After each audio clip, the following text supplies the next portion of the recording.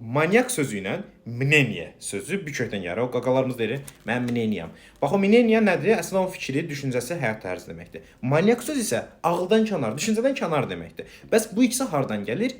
Hind-Avropa dilindən. Qədim Hind-Avropa dilində man sözü var ki, düşünmə forması, fikir mənasını verir. Bu Hind dilində manas, yəni fikir, düşünmək kimi özünü göstərir.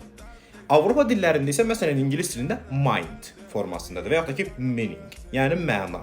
Həmçinin bizim də çox istifadə etdiyimiz mental sözü, memory, monitor kimi sözlər də oradan gəlir. Mental bir növ düşüncə tərzi, fikir. Mənim mentalım çox güclüdür. Yəni mənim düşüncəm çox güclüdür, mənim iradəm çox güclüdür mənasını verir. Mentor isə fikir dəstəkçisi, yəni sənə ağıl verən şəxs, yəni sənin fikirlərinə təsir edən şəxs mənasını verir. Megaloman isə mega böyük, mania isə dəlilik demək. Yəni böyük dəlilik mənasını verir. Yəni bir növ bu qədim man sözü bir dildə olub manyak, yəni düşüncədən kənar, bir dildə olub mind, yəni düşüncə, fikir, zəka, hər şey.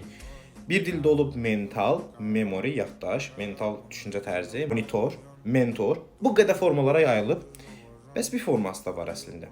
Böyük Türk xaqanlığı Roma imperiyasına bir elçi göndərir. Bu elçi Soğdiya bölgəsindən idi ki, Soğdiya da bugünkü Tacikistandır. Yəni adam tacikdir, Hind-Avropa xalqlarından biridir. Adı isə manyakdır. Manyak.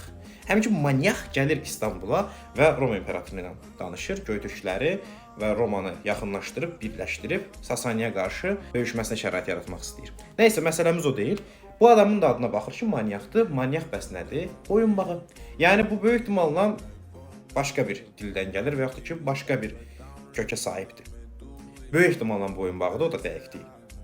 Amma bu manyak, o manyak deyil. Yəni Hind-Avropa xalqlarından biri olan ruslar buna mneniye dedi, ingilislər mind dedi, bu Yunanlar isə mania dedi. Həmki bu maniyadan keçdi Roma dilinə, yəni Latıncaya, oradan da keçdi Fransızcaya və Fransızcadan bütün dünya dillərinə yayıldı ki, bugün demək olar ki, dünya xalqlarının əksəriyyəti bu sözü istifadə edir ki, bu sözdə bir 10 min il əvvələ getdikdə Böyük Avrasiya çöllərində yaşayan Hind-Avropalıların sözü olan man sözündən gəlir.